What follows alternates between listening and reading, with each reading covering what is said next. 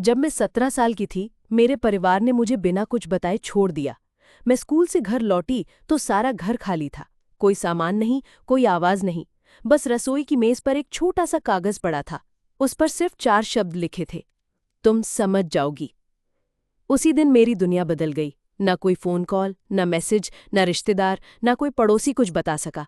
एक हफ्ते बाद मकान मालिक ने बताया कि मेरा परिवार 2 राज्यों दूर शिफ्ट हो गया है।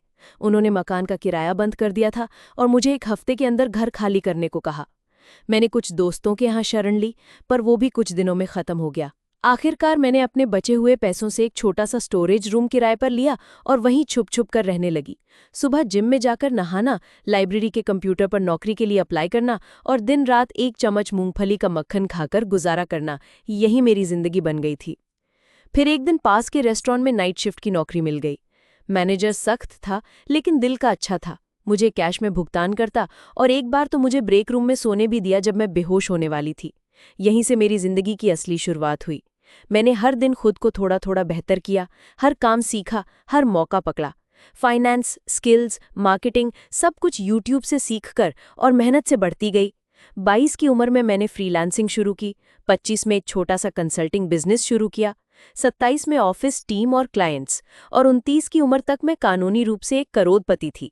मेरे पास अब घर था, हेल्थ इंश्योरेंस था, सेविंग्स थी, सब कुछ बिना किसी परिवार के सहारे।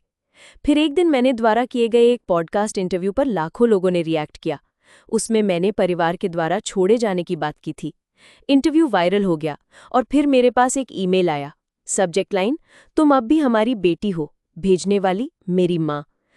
न कोई माफी, न पछतावा, बस एक सादा सा मेल कि उन्होंने मेरी कहानी सुनी और शायद बात करनी चाहिए। फिर मेरा भाई मोहित, जिसने मुझे 12 साल से कभी नहीं ढूंढा था, उसने लिखा, हमें माफ कर दो, क्या हम सब कुछ ठीक कर सकते हैं। मैं कुछ दिन चुप रही। मेरी थेरेपिस्ट डॉक्टर मालती ने कहा, जल्दी मत करो, अपने दिल की सुनो, तुम किसी को जवाब देने के लिए बाध्य नहीं हो। लेकिन मैं सोचती रही, क्या अब बात करना चाहिए। मैंने मोहित को छोटा सा मैसेज भेजा, 12 साल हो गए, अब क्यों। उसने जवाब दिया कि वो सिर्फ 15 साल का था। उसे पता नहीं था कि माँ पापा मुझे छोड़कर चले जाएंगे। उसे लगा था कि मैं किसी दोस्त के साथ रहने जा रही थी। उसने दावा किया कि उसने कई बार मुझे ऑनलाइन सर्च किया, लेकिन हिम्मत नहीं हुई। जब मैंने पूछा कि उसने अब क्यों संपर्क किया, जवाब आया, अब हमारी माली हालत ठीक नहीं है और हमें मदद की जरूरत है। मुझे झटका लगा, यही असली वजह थी।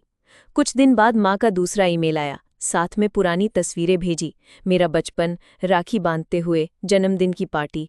अंत में लिखा, हमसे गलती हुई, अब सुधारना चाहते हैं।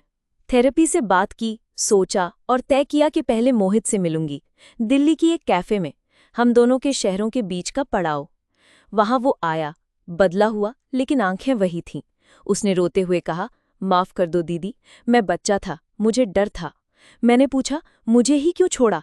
उसने कहा, माँ पापा को लगता था कि तुम मजबूत हो, कि तुम मैनेज कर लोगी।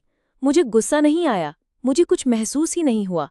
मैंने उसे बताया कि कैसे मैं एक स्टोरेज यूनिट में रही, YMCA में नहाई, ढाबे में वेटर का काम किया, एक एक पैसे बचाए। वो सन रह गया। उसके बाद सब और खुला।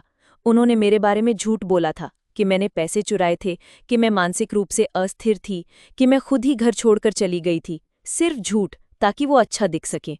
धीरे धीरे सच सामने आने लगा। मोहित ने अपनी बीवी जया को सच्चाई बताई। जया ने मुझसे अकेले मिलने की गुजारिश की और मेरे घर आई। अपने साथ 3 साल की बेटी लवली को भी लाई। उसने कहा, मैंने सच जानने के बाद तय किया कि मेरी बेटियां ये नहीं सीखेंगी कि परिवार में त्याग का मतलब दुर्व्यवहार सहना है। यहीं से सब बदल गया। परिवार की सच्चाई सामने आने के बाद मेरे माता पिता गुस्से में आ गए। हमें धमकियां आने लगी, ईमेल्स, कॉल्स, मैसेजेस। मोहित और जया के घर में तोड़फोड़ हुई, दस्तावेज चुराए गए और एक ब्रिक फेंकी गई। हमने कोर्ट में रिस्ट्रेनिंग ऑर्डर मतलब रोक आदेश के लिए फाइल की। हम जीत गए। कोर्ट में जज ने उन्हें फटकार लगाई और अगले 3 साल तक हमसे संपर्क करने पर रोक लगा दी। जैसे जैसे ये सब हुआ, मोहित और जया मेरे शहर में शिफ्ट हो गए। अब हर रविवार हम साथ खाना खाते हैं। लवली मुझे आंटी एमा कहती है। एक दिन रसोई में खड़े होकर मैं सोच रही थी, 12 साल पहले रसोई में वो नोट पड़ा था, तुम समझ जाओगी। और मैंने समझ लिया कि परिवार सिर्फ खून से नहीं बनता, प्यार, सम्मान और सुरक्षा से बनता है। और अब वो सब मेरे पास है, मेरे चुनाव से। मैं अभी थेरेपी जाती हूँ। अब भी कभी कभी डर लगता है, लेकिन अब मैं डर से नहीं, उम्मीद से जीती हूँ। मैं वही लड़की हूँ जिसे छोड़ा गया था, लेकिन अब मैं वो औरत हूँ जिसने खुद को चुना और खुद का परिवार, खुद का भविष्य बनाया।